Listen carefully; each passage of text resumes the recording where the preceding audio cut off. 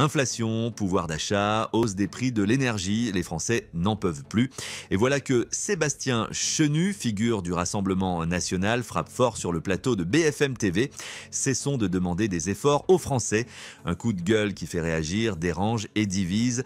Mais dit-il tout haut ce que beaucoup pensent tout bas? Dans cette vidéo, on décrypte ses propos, ses cibles et ce que cela révèle du climat explosif actuel en France. Sébastien Chenu, un effort à tous les Français. S'il faut faire 40 milliards d'économies, c'est normal et c'est même plutôt sain de dire que tous les Français seront mis à contribution sans exception. Donc en fait, François Bayrou demande aux Français d'éponger ses erreurs, celles de ses prédécesseurs et de tous ceux qui sont succédés depuis 30 ou 40 ans. C'est-à-dire qu'en fait, ils ont fait n'importe quoi avec les finances publiques de notre pays. Ils ont mis le pays dans la situation que nous connaissons, de déficit, d'allègement, d'alourdissement de la dette, d'un pouvoir d'achat qui va en s'effritant. Et ils disent aux Français, vous allez devoir payer nos erreurs. Et ils oublient deux chapitres. Le train de vie de l'État, ce qu'on appelle le train de vie de l'État, mais grosso modo ce qu'on peut appeler finalement toute la masse d'agences ou de suradministration ça fait pas 40 milliards, ça, hein, non, mais enfin Agnès Verdier-Molinier que vous allez recevoir et sa fondation l'ont chiffré à 80 milliards d'euros. Donc il ne s'agit pas de tout sabrer ou de tout fusionner pour récupérer 80 milliards d'euros, c'est impossible. Enfin, là-dedans, 80 milliards d'euros, il y a de la dépense. Pas un mot ce matin sur le coût de l'immigration. Ça n'existe pas. Mais rien, pas un mot. Je crois même que le mot n'a pas été prononcé. Ça, c'est vraiment le tabou suprême de notre société. Alors, si c'est un tabou pour François Bayrou, pour vous, c'est une idée fixe. C'est-à-dire que quel que soit le sujet qu'on aborde, il faut parler d'immigration. Je veux dire, ils y viendront. Ouais. Ils finissent toujours par venir sur ce que le Rassemblement national et Marine Le Pen identifient comme des politiques nécessaires ou prioritaires. Ils y viendront. Mais aujourd'hui, ils ne veulent pas regarder. Je fais circuler la parole dans un instant, mais sur le principe, effectivement, vous soulignez qu'une partie de la dégradation des équilibres financiers vient effectivement sans doute d'erreurs de la part des gouvernants, mais maintenant que la situation est celle-là, demander des efforts aux Français. Est-ce que sur cette base-là, vous dites, bah oui, il faudra des efforts? Bah écoutez, non, je pense que d'abord, il y a des priorités. Avant de demander encore une fois des efforts aux Français, c'est pas comme si on ne demandait pas d'efforts aux Français régulièrement. La France est le pays qui a le plus de prélèvements obligatoires au sein de l'Union européenne. Les Français font déjà beaucoup d'efforts. Et puis je vais vous dire, les Français payent beaucoup d'impôts. Ils voient que la dépense publique est mal répartie puisque nos services publics sont tous très abîmés. Et en échange, il y a des guichets qui sont ouverts. C'est-à-dire qu'on alourdit finalement la dépense publique à travers des guichets, des chèques, etc. Donc la politique qui est menée, si c'est celle-ci qu'il faut continuer, elle aura évidemment une limite. Donc non, nous pensons qu'il y a des efforts à faire sur, je l'ai dit, la suradministration, sur la fraude, sur l'immigration, sur la contribution à l'Union européenne, sur la taxation des rachats d'actions. Enfin, je veux dire, on y a toute une palette de choses sur lesquelles on peut agir avant de dire aux Français, retraités, on va désindexer vos retraites, puisque ce matin, on a vu que c'était une possibilité. TVA sociale, vous allez vous serrer la ceinture et payer plus à la caisse. Enfin, je veux dire, avant tout ça, il y a des choses à faire. Et on va parler dans un instant de la TVA sociale, mais d'abord, Mathieu Plane, sur cette idée générale. Est-ce qu'on peut faire 40 milliards d'euros d'économies sans que les Français en ressentent dans leur chair, si j'ose dire, et dans leur consommation au travail, l'effort et le sacrifice que requiert ce montant d'économie? C'est ce qu'on souhaiterait. Mais il faudrait une baguette magique. Hein. Donc c'est pas possible. En fait, de toute façon, soit vous ciblez un certain nombre de ménages, on va dire peut-être les plus aisés, mais c'est eux qui vont à ce moment-là être amputés de ce revenu-là. Soit vous jouez sur des assiettes fiscales larges et effectivement c'est un peu tout le monde qui va payer. Soit vous jouez sur la dépense sociale qui est un gros bloc en France par des moindres revalorisations de retraite ou des moindres remboursements de santé, comme on le voit. 40 milliards, c'est beaucoup. Hein. Et 40 milliards, c'est la première marche, en réalité, pour atteindre les moins de 3%. Il va falloir trouver plus de 100 milliards par an. Donc là, c'est clair. Alors, le discours, d'ailleurs, François Bayrou a un peu évolué, parce qu'au début, il dit on ne va pas toucher aux retraités, on ne touchera pas au pouvoir d'achat de la classe moyenne, et maintenant, c'est la fiscalité. Et maintenant, c'est tout le monde va devoir contribuer. Parce que la réalité, c'est que les montants sont tellement importants que si on croit qu'on est vraiment face un Himalaya budgétaire, il va falloir un peu se mettre tous autour de la table et trouver collectivement une solution, parce que la solution est quand même assez grave. Edwige Chevrillon et Agnès Verdier-Molinier, je vous donne la parole dans un instant, mais et juste avant, Marion Mourgue, ce qui est aussi frappant, c'est le décalage qu'il peut y avoir entre, en quelque sorte, la dramatisation qui est celle de François Bayrou et, sur le fond, une sorte d'impressionnisme quant aux solutions. Alors lui, il se, en quelque sorte, cache en disant « mais attendez début juillet, vous verrez à ce moment-là ». Oui, son idée, c'est de préparer les esprits des Français justement à ces efforts qui vont être en principe massifs. Il avait fait une conférence de presse où finalement il n'y avait aucune proposition sur la table. L'idée, c'était de simplement dire aux Français, il va falloir faire des économies et tout le monde sera mis à contribution. Donc là, c'est la deuxième étape de ce message. La troisième devant être mi-juillet des propositions. Alors certains jugent qu'il veut gagner du temps et que mi-juillet, il n'y aura plus le Parlement pour le sanctionner si jamais personne n'est d'accord. Lui estime qu'il faut du temps pour travailler à ces solutions. Il a d'ailleurs demandé à ses ministres d'arrêter de mettre des propositions dans le débat. Ce qu'on appelle des ballons d'essai. Exactement, parce que ça devient anxiogène pour les Français. Les Français ont du mal à savoir si c'est des propositions ou si c'est acté et si ça va se faire. Il y a donc Edwige Chevrillon, Agnès Verdier-Mollinier, et je vais vous interroger tous sur cette question. Ce qui est au centre du débat depuis ce matin, cette question d'une TVA sociale. D'abord, Edwige, pour ceux qui ne saisissent pas forcément les subtilités de ce mécanisme, dont on a entendu parler plusieurs fois, notamment dans des propositions et dans des campagnes, c'est quoi la TVA sociale? La TVA sociale, c'est une TVA, c'est un impôt qui serait uniquement dirigé, normalement fléché, si vous voulez, vers le financement de la protection sociale. Donc on baisse les cotisations et on augmente la TVA pour financer la protection sociale. Les cotisations salariales. Justement, ça fait partie du débat. C'est qu'est-ce qu'il veut exactement. C'est un point important pour les syndicats. J'avais François Omril de la CFE-CGC qui dit il faut que ça soit fléché, que ça ne serve pas, par exemple, à rembourser justement le fameux déficit. Et Patrick Martin, à l'instant, dit la même chose. Il dit OK pour la TVA sociale, mais si c'est pour éponger les déficits, il n'en est pas question. Il faut le flécher. Il faut le flécher vers où? Plus vers les salariés, ou est-ce qu'il faut le flécher plus vers les entreprises? Et ça fait partie aussi des négociations. Moi, ce que j'ai trouvé intéressant ce matin, c'est il faut tous les Français devront faire un effort. Donc ça concerne tout le monde. C'est un peu la première fois, parce qu'on entend toujours faire des efforts, tout le monde doit faire des efforts. Mais là, tous les Français, ça je pense que c'est un point qui montre qu'il a quand même un plan un peu derrière la tête, mais il a raison, je veux dire, là pour l'instant, il y a du brouillard un peu partout, il nous enfume, et puis comme ça, on aura le résultat des courses début juillet. Ça, c'est l'analyse, mais effectivement, parfois... Technique oui, qui est une technique d'ailleurs souvent assez propre aux responsables politiques, pas tous. Je vous demanderai dans un instant, Sébastien Chenu, votre regard de votre parti sur la TVA sociale, mais juste avant, Agnès Verdier-Mollinier, est-ce que c'est une bonne idée? Vous ne cessez de dire qu'il faut baisser les dépenses. Si on suit la logique qui est demandée par les responsables des syndicats et du patronat, eux, ils veulent bien d'une TVA sociale, mais qui serait à la fin un jeu à somme nulle, puisque au fond, on baisserait les cotisations, on augmenterait la TVA, mais ça ne contribuerait en rien à baisser le déficit et la dette. Attention, il ne faut pas confondre les dépenses et les recettes. Si on parle de TVA sociale, c'est un autre sujet. C'est juste faire baisser les cotisations, notamment employeurs, qui sont 60 milliards d'euros plus chers sur les employeurs en France. Et au global, sur l'ensemble des cotisations, si on prend les cotisations salariales et les cotisations employeurs, c'est 40 milliards de plus par rapport à la moyenne des pays de la zone euro. Ça veut dire quoi? Ça veut dire qu'il faudrait enlever 40 milliards de cotisations sur le travail en France et les mettre sur la TVA. Et 40 milliards de plus sur la TVA. Ça fait quoi? C'est 3 ou 4 points de plus. Ça fait 4 points de plus, ça fait beaucoup. Ça veut dire qu'on passerait de 20 à 24 sur le taux normal de TVA. En réalité, nous, nos études à la Fondation IFRAP nous font dire qu'on pourrait faire 1 point, voire maximum 2 points de plus. Ça veut dire qu'on fait que la moitié du chemin. Et puis attention, il ne faut pas se dire qu'on augmente la TVA et à côté on ne baisserait pas les cotisations sociales, parce que c'est surtout pas une augmentation d'impôts, de prélèvements obligatoires. Le taux de prélèvement obligatoire, il est très très élevé en France. On est parmi les pays et le pays le plus taxé. Donc ça, c'est un premier élément. Ça ne veut pas dire que derrière, ça nous exonère de faire les 40 milliards d'euros d'économies. Les 40 milliards d'euros d'économies, c'est autre chose. C'est des économies en dépenses. Ça veut dire baisser les dépenses publiques. Et ça, c'est tout à fait faisable parce qu'en réalité, sur les 3 dernières années, on a augmenté les dépenses en moyenne, Benjamin, de plus de 60 milliards d'euros par an. Ça veut dire quoi? Ça veut dire qu'il suffit de freiner la dépense pour arriver à faire ces 40 milliards d'euros d'économie.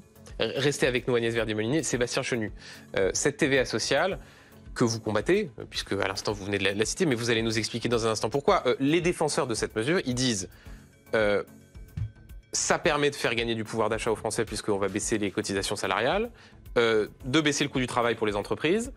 Ça favorise les entreprises françaises puisque certains appelaient même à l'époque la TVA anti-délocalisation, puisque ça permet de favoriser...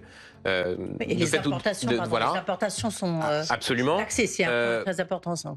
Pourquoi est-ce que vous ne seriez pas favorable à cette mesure? Non, mais et je précise aussi que les taux de TVA en France sont en moyenne inférieurs par rapport aux autres pays européens. Ça, c'est ce qu'on nous vend chaque fois qu'on veut nous refourguer la TVA sociale. Une idée qui a déjà été maintes fois proposée par les gouvernements précédents. D'abord parce que c'est un impôt, Mme Chevrin l'a dit, c'est un impôt. Et c'est un impôt, le problème, qui est le plus injuste puisqu'il touche tout le monde de la même façon. C'est le même taux, quels que soient les revenus. C'est-à-dire que vous, vous qui aimez boire un coup quand vous buvez votre verre de blanc au comptoir le matin, bah vous, que vous le payez 1 euro de plus. Le matin, carrément. Ouais.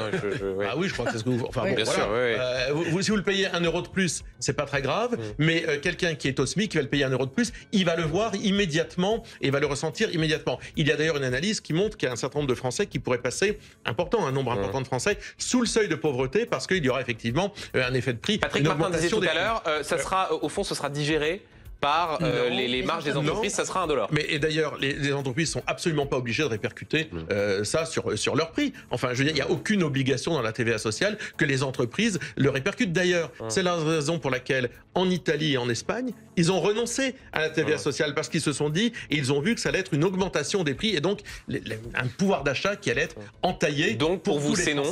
Donc c'est un impôt supplémentaire, c'est un impôt déguisé, c'est une façon de taper encore le pouvoir d'achat des Français. Alors qu'il y a... Parce que, si vous voulez, c'est la logique qu'il faut changer. Tant qu'on est dans les mêmes logiques, on aura les mêmes résultats. Et la logique, c'est effectivement s'attaquer à des dépenses auxquelles on n'ose jamais, auxquelles ces gouvernements n'osent jamais s'attaquer. Je parlais tout à l'heure de la contribution à l'Union européenne, mais ça peut être aussi l'aide au développement. Je parlais d'une taxe sur les rachats d'actions. Pourquoi est-ce qu'ils n'y vont pas? La fraude sociale et fiscale, ce sont des milliards d'euros dans la nature et on va jamais les chercher. Est-ce que c'est une mesure qui justifierait une censure, une TVA sociale? Oui, bien sûr. Ok, ça c'est clair. Mathieu Plane, le regard de l'économiste sur cette TVA sociale. Et dans un instant, avec vous, Marion Mourgue, on verra l'aspect politique et on vous passera une petite archive d'un moment où il y a plus de 10 ans, un ancien président de la République parlait précisément de cette mesure.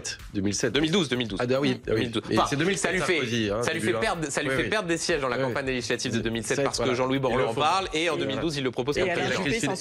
Et la crise financière entre-temps. Non, le premier point, c'est vrai que je trouve ça assez dangereux de faire une telle mesure fiscale, de transfert fiscal au moment où il faut redresser les comptes publics. C'est-à-dire qu'on rajoute de l'instabilité fiscale à un moment donné où, au fond, il va falloir faire des efforts budgétaires assez conséquents. Et là, on sait bien que c'est pas une mesure qui rapporte de l'argent. Donc, mais ça veut dire qu'il y a un transfert de fiscalité des entreprises vers les ménages. Donc, au fond, ça ne répond pas à la question de la baisse du déficit. À la question. Deuxièmement, il faut savoir que ça correspond à ce qu'on dit une dévaluation fiscale, au lieu de faire une dévaluation monétaire. Donc, ça veut dire qu'on gagne en compétitivité vis-à-vis du reste du monde. C'est-à-dire que les imports sont plus taxés. Donc, forcément, il y a un effet quand même sur le pouvoir d'achat à travers les prix d'import. Et l'autre effet, c'est de savoir comment les entreprises vont agir. Si jamais elles baissent pas leur prix, c'est-à-dire que si elles bénéficient de baisse de cotisation, elles baissent pas leur prix et qu'elles gardent ça dans les marges, ça crée de l'inflation. Ça crée de l'inflation et donc c'est le pouvoir d'achat des ménages qui est impacté. Donc ça dépend de ce transfert-là. Et en général, il y a une partie qui reste quand même dans les marges d'entreprise. Mais il n'y a aucune capacité correctrice en plus. C'est-à-dire que si les entreprises ne baissent pas leur prix, il n'y a pas de capacité correctrice. Donc ça veut dire que c'est les consommateurs qui vont payer plus cher. Rapidement, en revanche, pour les salariés, quand même l'objectif, c'est d'avoir quand même un salaire brut qui soit, qui fasse que le salaire net plutôt se rapproche du salaire brut. C'est-à-dire que ça n'a pas été précisé. Est-ce que c'est cotisation employeur ou cotisation salariale? Ce qui est fondamental. C'est fondamental. C'est ça qui est fondamental. Bon, relative unanimité contre la TVA sociale sur ce plateau, Edwige, un peu moins peut-être. Marion Mourgue, sur l'aspect politique, je le disais, TVA sociale qui revient régulièrement dans le débat. Elle s'appelle pas toujours TVA sociale, parfois elle s'appelle TVA anti-délocalisation. Écoutez, nous sommes en janvier 2012 sous les lustres de l'Élysée. Pour être très concret, la décision que le gouvernement proposera au Parlement sera la suivante. Exonérer de la totalité des cotisations patronales, familiales, de SMIC 1,6 à SMIC 2,1. Nous les finançons comment? C'est 13 milliards. Nous les finançons de deux façons. Par 1,6 de TVA sur le taux moyen. Il propose ça, réponse immédiate du candidat socialiste François Hollande, c'est une TVA antisociale, et Nicolas Sarkozy se traîne cette proposition pendant toute la campagne de 2012. Bon. Pendant toute la campagne, il y a les législatives aussi, ça fait très mal. En fait, les Français, quand il y a cette proposition, doutent toujours. Parce que justement, il y a plusieurs formules, c'est pas toujours très bien expliqué. Et donc, ils se disent à la fin, c'est nous qui allons payer. C'est nous qui allons payer et c'est le portefeuille qui va être taxé. Donc, généralement, ce n'est pas très populaire dans les urnes et ça fait perdre des voix à celui qui l'a proposé. Et puis, Marion, pour un gouvernement qui n'a cessé de dire qu'il n'y aurait pas d'augmentation d'impôts, Alors certes, on peut toujours expliquer qu'il y a des rééquilibrages, qu'en échange le salaire... échange, tu as une baisse des cotisations sociales. Qu'en échange, il y a une baisse des cotisations et que donc le salaire net augmente, mais il n'empêche que ça reste une augmentation d'impôts. Oui, mais on sent déjà l'élément de langage aussi d'Emmanuel Macron il y a quelques semaines devant des journalistes qui disaient il faut que le travail paye. Et donc ce serait l'habillage de dire voilà, on vous prend un peu là, mais en échange, votre travail va payer plus que l'assistanat, c'est ce qu'on entend pas mal. Mathieu Plane. Pardon, et c'est un peu ce qu'a fait quand même, juste rappelons-le, mais c'était pas une TVA sociale, mais c'est une CSG sociale. Au début Emmanuel Macron, quand il a baissé les cotisations sociales salariées de 3,15 points et qu'il a augmenté la CSG de 1,7, à la fin, sur la fiche de paye, on a gagné 1,5% net. Par contre, c'est les retraités qui ont payé, en fait. Et ce qu'il faut savoir, c'est que politiquement, enfin, c'est les retraités qui ont payé, qui ont vu la hausse de CSG, mais ils n'ont pas eu la baisse de cotisation, mais que politiquement, on a entendu beaucoup les retraités dire ça a amputé mon pouvoir d'achat, c'est pas normal. Par contre, j'ai pas entendu de salariés dire c'est bien, j'ai gagné 1,5%. C'est pour ça que c'est jamais très populaire. Et voilà, et c'est pour ça que ça crée plus une instabilité fiscale. Les perdants le voient bien. Les gagnants, en général, vont pas forcément manifester leur joie. Il y a la question de la TVA sociale et il y a aussi ce qui est dit sur les retraites. Et là, c'est vrai qu'il y a une forme de paradoxe dans le discours de François Bayrou, puisqu'il dit il n'y a pas de tabou sur cette fameuse discussion entre partenaires sociaux, mais l'objectif reste qu'à horizon 2030, l'équilibre financier soit maintenu. Bon, bah, si on veut un équilibre financier à 2030, il y a des tabous. On ne peut pas revenir sur les 64 ans. Oui et non, parce qu'effectivement, Patrick Martin vous a dit à l'instant que c'est 10 milliards si on revient à 62 ans. En même temps, 63. En même temps, on voit bien qu'il y a la question de l'équilibre du système des retraites. Il y a des questions de vagues démographiques. Donc, c'est ça qui joue beaucoup. Il y a des moments où on est plutôt en excédent. Il y a des moments où on est plutôt en déficit. Là, on sort du baby-boom. Donc, c'est là où, normalement, on devrait avoir une remontée financière. Donc, est-ce que la situation est si dramatique que ça? C'est un point un peu compliqué à éclaircir, quand même. Sébastien Chenu, sur cette question des retraites.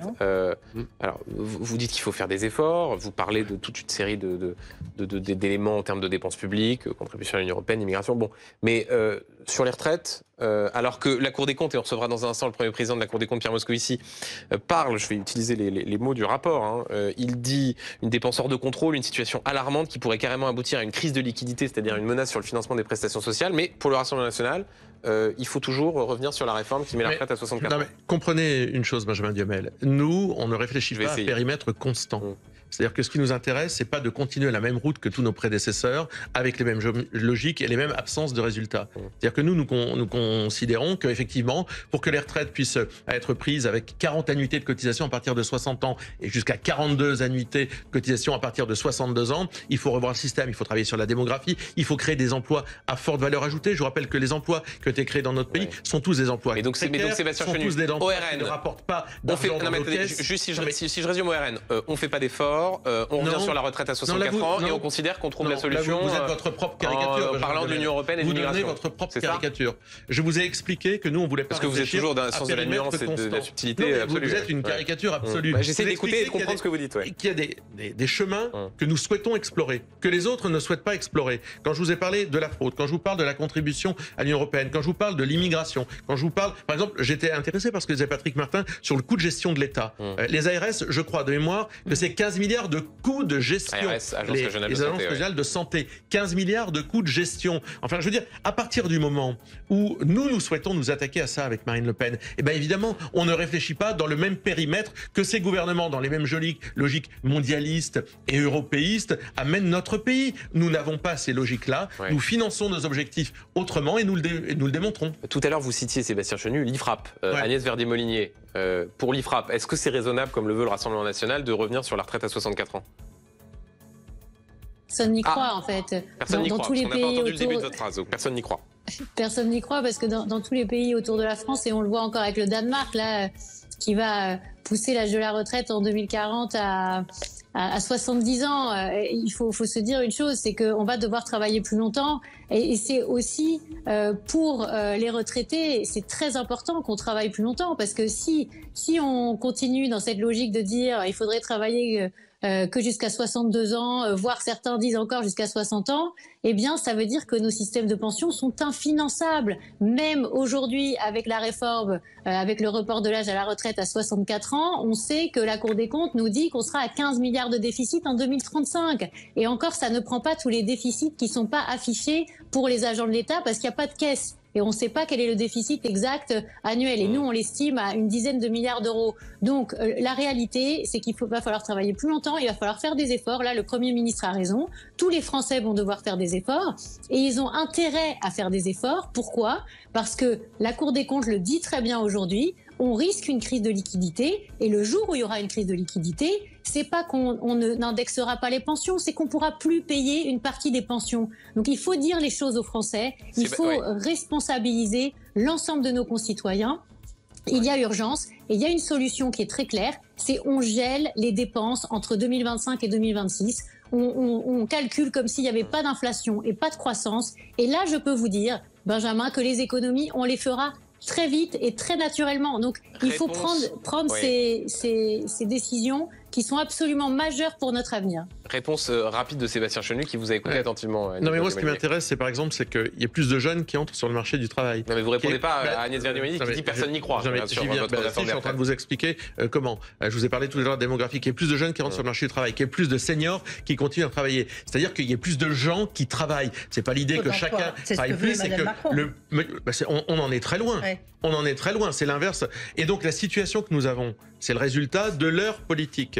Moi, je le déplore, mais nous n'en avons aucune responsabilité. Donc demain, si on ne s'attaque pas à un certain nombre de dépenses, et nous avons listé lesquelles, eh bien effectivement, la situation ne sera plus possible. Mais je n'arrive toujours pas à comprendre pourquoi dans notre pays, il y a des dépenses qui restent des tabous, qui restent des verrous. Pourquoi le coût de gestion des ARS, on ne s'y attaque pas. Pourquoi la fraude, on ne s'y attaque pas. Pourquoi l'immigration, on ne s'y attaque pas. On dirait que la seule solution, c'est de dire aux Français de se serrer la ceinture uniquement. Mais ils le font déjà. Pendant que le gouvernement multiplie les appels à la responsabilité, Sébastien Chenu prend le contre-pied. Non, les Français ne doivent de plus payer pour les erreurs d'en haut. Une posture populiste ou le reflet d'une colère populaire bien réelle. Une chose est sûre, la fracture sociale s'élargit et le débat politique devient de plus en plus brutal. Et vous, pensez-vous qu'il faut encore demander des efforts aux Français ?